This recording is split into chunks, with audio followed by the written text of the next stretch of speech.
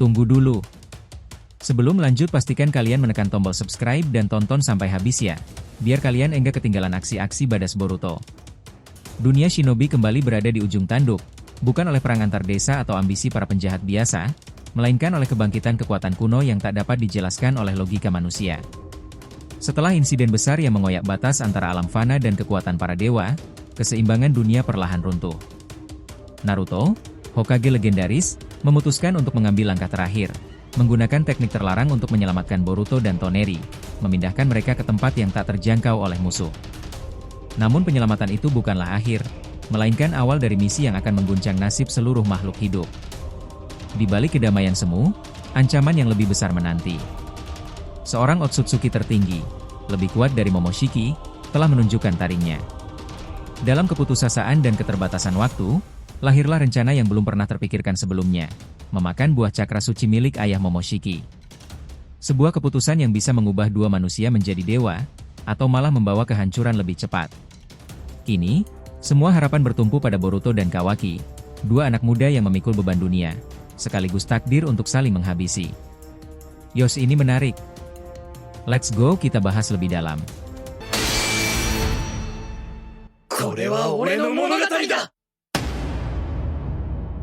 Halo teman-teman, selamat datang lagi di channel Boruto Saga to Blue Vortex. Nah, disclaimer di video ini konteksnya hanyalah cerita fanfictions, tidak berpatokan pada manga resmi ya. Jadi jelas, cerita ini untuk hiburan semata karena animenya masih hiatus dan manganya tayang 1 bulan sekali di Manga Plus. Jadi silahkan kalian enjoy saja menikmati keseruan alur ceritanya sambil menunggu episodenya resminya rilis kembali. Yuk mari kita lanjutkan lagi pembahasannya. Suasana berubah menjadi lebih berat setelah kejadian besar sebelumnya, ketika Naruto berhasil memindahkan Boruto dan Toneri ke tempat persembunyian rahasia. Teknik Uchiose terbalik milik Naruto memang bukan teknik biasa. Butuh kekuatan luar biasa dan ketepatan waktu yang sangat presisi. Namun keputusan itu diambil karena pertarungan kali ini bukanlah pertarungan biasa. Lawan yang dihadapi terlalu kuat, bahkan jauh melebihi para shinobi terhebat sekalipun. Naruto dan Kashinkoji dengan tegas menyarankan Boruto dan Toneri untuk mundur terlebih dahulu. Bukan karena mereka lemah, tetapi karena musuh yang dihadapi kini sudah berada pada level dewa. Otsutsuki tertinggi, rival langsung dari Momoshiki, adalah ancaman nyata yang bisa memusnahkan siapa saja dalam sekejap. Naruto kemudian mengungkapkan satu-satunya cara yang mungkin bisa digunakan untuk mengalahkan musuh tersebut. Sebuah cara yang terdengar radikal, namun masuk akal. Ia menatap Boruto dan berkata bahwa tubuh Boruto saat ini sudah bukan manusia biasa. Momoshiki telah menyatu dengannya, dan tubuhnya kini menyimpan banyak data Otsutsuki. Karena itulah, satu-satunya jalan adalah memakan buah cakra milik ayah Momoshiki yang tersimpan di Gunung Myoboku. Boruto sempat terdiam mendengar ide itu. Baginya, memakan buah cakra bukanlah keputusan sembarangan. Namun kenyataan berkata lain. Jika itu satu-satunya cara, maka ia tak punya banyak pilihan. Ia hanya bertanya, apakah ada risiko besar jika melakukannya? Naruto dengan tenang menjawab bahwa seharusnya tidak. Namun di sisi lain, bahaya tetap mengintai. Kashinkoji lalu memberikan penglihatan masa depannya. Menurutnya, jika Boruto memakan buah cakra itu sekarang, maka tubuhnya akan langsung dikendalikan oleh Momoshiki. Jogannya belum mencapai tahap 5, dan jika dipaksa, maka Momoshiki akan mengambil alih dan membantai semuanya, tanpa terkecuali. Momoshiki yang tertidur akan bangkit sepenuhnya dan menjadikan Boruto sebagai wadah sempurna. Naruto merasa waktu tidak berpihak pada mereka. Menunggu sampai jogannya berevolusi ke tahap 5 bisa jadi akan memakan waktu terlalu lama, dan dalam kondisi itu, mereka semua bisa mati terlebih dahulu. Karena itu, Kashinkoji menawarkan solusi lain, buah cakra itu dibagi 2, dan dimakan bersama Kawaki. Dengan cara itu, tubuh Boruto tak akan terlalu terbebani oleh kekuatan buah tersebut. Boruto termenung. Saran itu bukanlah hal yang mudah diterima begitu saja. Membagi buah cakra dengan Kawaki tentu akan membawa dampak besar ke depannya. Tetapi pilihan lain tak ada. Setelah berpikir cukup panjang, Boruto pun mengangguk dan menyetujui ide tersebut. Ia akan memakan buah itu, tetapi hanya jika dibagi bersama Kawaki. Reaksi dari Ino langsung muncul. Ia mengernyitkan dahi dan memperingatkan Boruto. Menurutnya, keputusan itu harus dipikirkan ulang. Jika Kawaki memakan buah itu, apakah ada jaminan Kawaki akan tetap di pihak yang sama? Bagaimana jika setelah semua Otsutsuki musnah, Kawaki malah berubah menjadi ancaman? Boruto menjawab dengan keyakinan penuh. Ia percaya pada ikatan mereka, dan bila terjadi sesuatu di masa depan, dirinya akan bertanggung jawab. Bahkan sudah ada penglihatan tentang dirinya yang akan menghadapi Kawaki di atas patung Hokage. Ia siap menanggung konsekuensi, asalkan saat ini mereka bisa menyelesaikan masalah besar di depan mata. Kashin Koji menimpali bahwa memang benar, ada takdir di mana Boruto dan Kawaki akan bertarung. Namun itu masalah nanti. Yang sekarang harus dihadapi adalah musuh yang jauh lebih berbahaya. Kawaki, dalam kondisi sekarang, adalah senjata utama mereka. Eida tiba-tiba muncul, membawa 3 buah segel kertas. Ia memberikannya pada Boruto sambil berkata bahwa segel itu berasal dari Gamamaru. Gunanya adalah untuk menyembuhkan Kawaki, Madara, dan Sasuke yang terluka parah dalam pertempuran sebelumnya. Tanpa membuang waktu, Boruto menempelkan segel-segel tersebut ke tubuh mereka bertiga. Segel itu memancarkan cahaya hijau dari energi alam yang sangat kuat. Dalam sekejap, luka-luka mereka mulai menutup dan tubuh mereka beregenerasi. Boruto menyempurnakan penyembuhan dengan kekuatan Rikudo yang mengalir dari telapak tangannya. Satu persatu mereka pun mulai sadar. Namun belum selesai sampai di situ. Di tubuh ketiganya masih ada segel pelacak yang dipasangkan oleh rival Momoshiki. Bahkan tubuh Naruto juga masih memilikinya. Segel itu berat, membebani tubuh dan terasa seperti rantai yang membatasi gerak. Madara mengeluh tak tahu cara menghilangkannya. Segel itu seakan permanen. Kawaki lalu menyarankan agar dia dan Boruto menyinkronkan dojutsu mereka, Jogan tahap 4 milik Boruto dan kekuatan suku Nahikona milik Kawaki. Saat mereka melakukannya, terbentuklah cakra unik yang akhirnya mampu menghapus segel tersebut dari tubuh mereka semua. Setelah semuanya pulih, Boruto langsung membuka portal dimensi menuju Gunung Myoboku. Ia mengajak semuanya untuk pergi ke sana. Sasuke sempat bertanya, apa tujuan mereka? Boruto menjawab, ia akan memakan buah cakra milik ayah Momoshiki dan membaginya bersama Kawaki. Kawaki kaget. Ia mempertanyakan risiko yang mungkin timbul. Tapi Boruto menjelaskan bahwa hanya mereka berdua yang punya data Otsutsuki di dalam tubuh.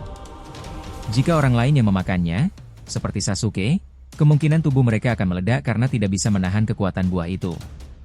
Boruto masuk ke dalam portal lebih dulu, diikuti Kawaki, Sasuke, dan Naruto.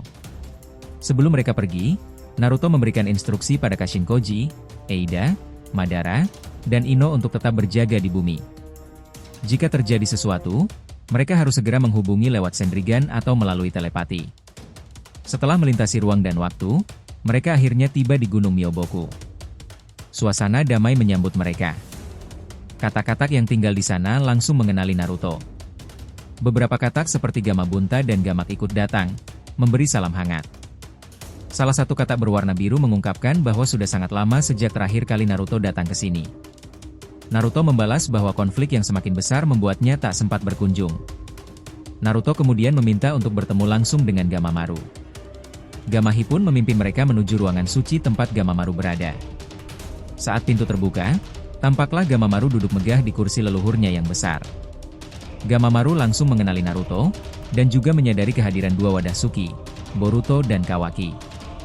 Ia menyebut nama Kawaki, membuat Kawaki sedikit terkejut. Bagaimana mungkin sosok tua seperti itu bisa mengenalinya? Gamamaru menjelaskan bahwa ia telah melihat takdir mereka. Kawaki dan Boruto memiliki ikatan yang sama seperti Naruto dan Sasuke di masa lalu, namun nasib mereka akan berbeda.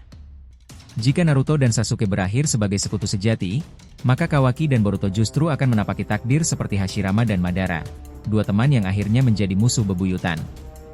Kawaki merasa tidak mengerti arah pembicaraan Gamamaru. Ia mendesak agar buah cakra segera dikeluarkan. Namun Boruto menenangkannya. Kali ini, tidak bisa hanya mengandalkan kekuatan. Harus ada kebijaksanaan dalam menyikapi takdir. Gamamaru lalu mengajukan pertanyaan penting pada Kawaki sebelum menyerahkan buah cakra. Ia ingin tahu, setelah semua Otsutsuki dimusnahkan, apakah Kawaki akan tetap berada di pihak Boruto? Jawaban Kawaki pun jelas. Tujuan hidupnya hanya satu, melindungi Hokage ke-7. Dan jika satu-satunya ancaman tersisa adalah Momoshiki di dalam tubuh Boruto, maka ia juga harus dimusnahkan. Naruto berusaha menghentikan ucapan Kawaki, namun Kawaki dengan tegas menyatakan bahwa sikap Naruto terlalu lembut terhadap anaknya. Padahal Momoshiki adalah ancaman nyata. Gamamaru membenarkan bahwa ia juga melihat masa depan yang sama. Tapi ia memberikan satu harapan. Bagaimana jika Momoshiki bisa dikeluarkan dari tubuh Boruto? Apakah Kawaki masih akan membunuhnya? Kawaki menjawab bahwa jika Momoshiki bisa dipisahkan dari tubuh Boruto, maka tidak akan ada alasan untuk melukainya. Ia hanya membenci Momoshiki, bukan Boruto. Setelah mendengar jawaban itu, Gamamaru pun akhirnya mengeluarkan buah cakra suci milik ayah Momoshiki. Cahaya menyilaukan menyelimuti ruangan ketika buah itu muncul, pertanda bahwa nasib dunia akan segera berubah, dan semua itu tergantung pada keputusan yang akan mereka ambil setelah ini.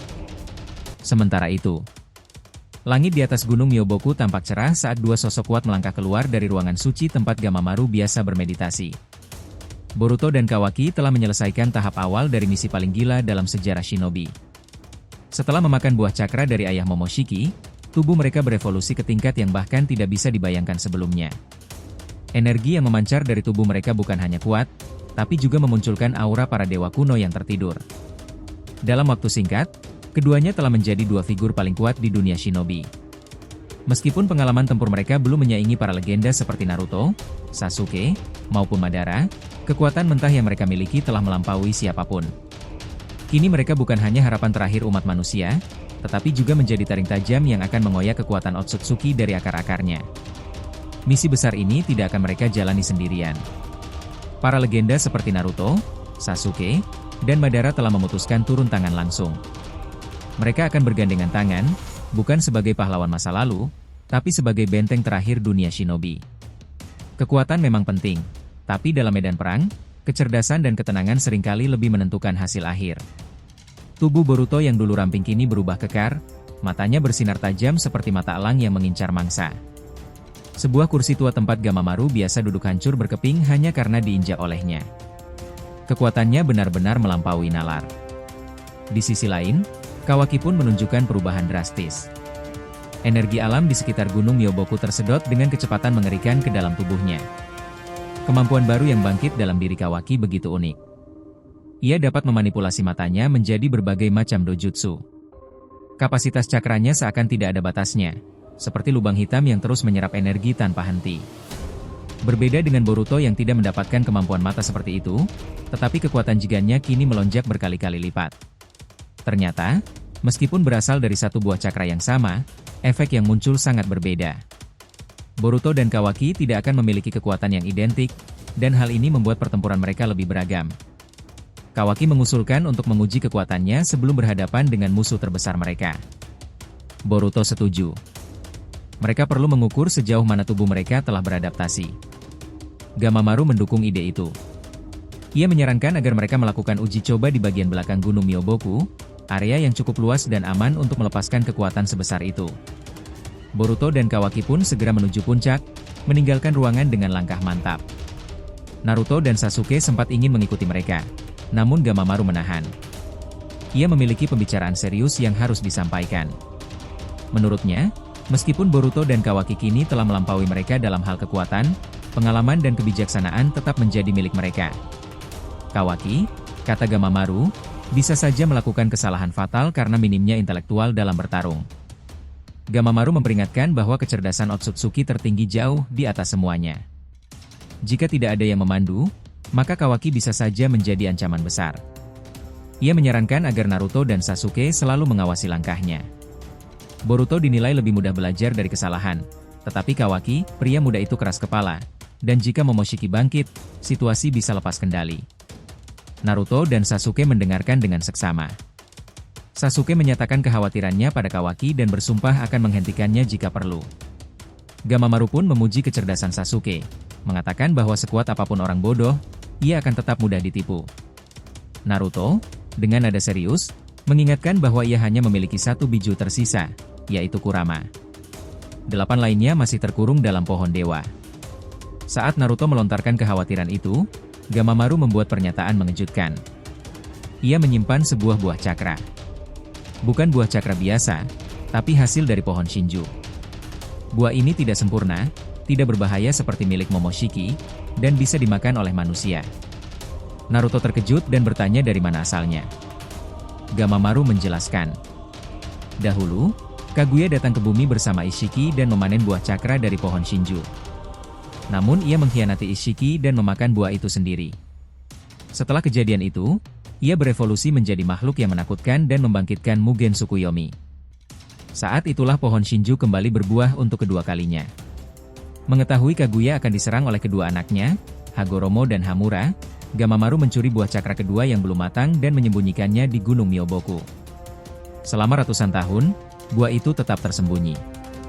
Bahkan saat Kaguya disegel, Gedomazo dikirim ke bulan, dan 9 biju diciptakan, buah tersebut tetap dalam pengawasan Gamamaru.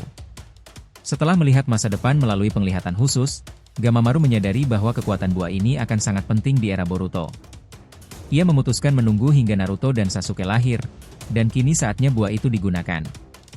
Sasuke dan Naruto saling menatap, menyadari betapa besar konsekuensi dari keputusan ini. Sasuke mempertanyakan kemungkinan efek samping.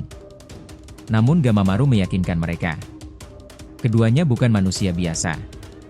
Mereka adalah reinkarnasi dari Indra dan Asura, putra Hagoromo. Dalam tubuh mereka mengalir darah Otsutsuki, meski dalam bentuk bercampur dengan manusia. Mereka juga mewarisi kekuatan Rikudo, dan karena itu, tubuh mereka cukup kuat untuk menanggung kekuatan buah cakra tersebut. Gamamaru menegaskan bahwa pertempuran selanjutnya tidak akan mudah. Otsutsuki tertinggi belum mengeluarkan seluruh kekuatannya. Jika Naruto dan Sasuke tidak berevolusi sekarang, mereka akan tewas dalam peperangan yang akan datang. Buah cakra itu kini berada di hadapan mereka, dan pilihan ada di tangan mereka. Ketegangan di ruangan itu begitu nyata. Pilihan sulit akan menentukan nasib dunia shinobi. Di luar sana, Boruto dan Kawaki telah memulai uji coba kekuatan mereka, menggetarkan seluruh gunung dengan ledakan energi yang tidak masuk akal. Mereka belum tahu bahwa di balik kekuatan itu, ada pertarungan yang lebih mengerikan yang menanti. Sementara itu, Gamamaru terus menatap Naruto dan Sasuke. Matanya menyimpan harapan, namun juga ketakutan. Masa depan terlalu berbahaya untuk dihadapi tanpa persiapan. Buah itu adalah kunci, satu-satunya harapan untuk menyeimbangkan kekuatan yang mulai timpang. Di bawah langit biru yang mulai mendung, keputusan besar harus segera diambil. Dunia shinobi kembali dihadapkan pada pilihan hidup dan mati. Satu kesalahan kecil saja bisa membuat semuanya runtuh.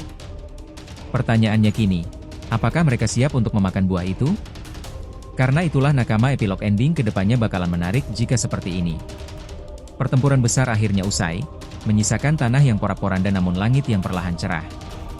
Boruto, kini berdiri sebagai sosok yang tak lagi sama, bukan hanya sebagai shinobi, tapi sebagai simbol harapan baru umat manusia. Kawaki, meski dihantui masa lalu dan kesalahan, memilih jalan penebusan dengan menjauh dari dunia, meninggalkan jejaknya sebagai pelindung dalam bayang-bayang. Dunia shinobi tidak kembali seperti dulu, tapi justru menemukan bentuk baru, lebih kuat dan lebih bijak karena luka-luka yang pernah mereka alami bersama. Di kejauhan, Toneri menatap bintang yang pernah jadi penjara sekaligus rumahnya. Ia tahu bahwa perdamaian ini hanyalah jeda, bukan akhir dari segalanya. Tapi untuk pertama kalinya, masa depan tampak tidak lagi diselimuti kegelapan total. Sebuah era baru telah dimulai, bukan dengan kekuatan, tapi dengan pengertian, pengorbanan, dan ikatan yang telah teruji oleh waktu dan kehancuran. Dan di sanubari para shinobi, api kehendak masih menyala, lebih terang dari sebelumnya. Jadi kesimpulannya, cerita ini menggambarkan perjalanan panjang Boruto dan para shinobi dalam menghadapi kekuatan baru yang mengancam keseimbangan dunia. Pertarungan bukan hanya soal fisik dan kekuatan, tapi juga soal pilihan, pengorbanan, dan tekad untuk melindungi apa yang berharga. Meski dipenuhi luka, kehilangan, dan konflik batin, mereka berhasil melewati semua itu dengan tumbuh menjadi pribadi yang lebih kuat dan dewasa. Akhir dari kisah ini bukan penutup, melainkan awal dari era baru di dunia shinobi. Sebuah masa di mana generasi muda membangun dunia dengan pemahaman dan kerjasama, bukan hanya kekuatan. Warisan para pendahulu tetap hidup, menyala dalam jiwa mereka yang memilih untuk terus maju, meski bayangan masa lalu masih membekas. Dunia telah berubah, dan harapan kembali bersinar. Jangan lupa untuk like, komen dan subscribe channel ini ya agar terus berkembang sehingga kita selalu antusias memberikan alur Boruto paling menggelora, tentunya di channel fans teori favorit kalian. Saga Boruto to Blue Vortex. Have a nice day nakama. See you next time and salam shinobi.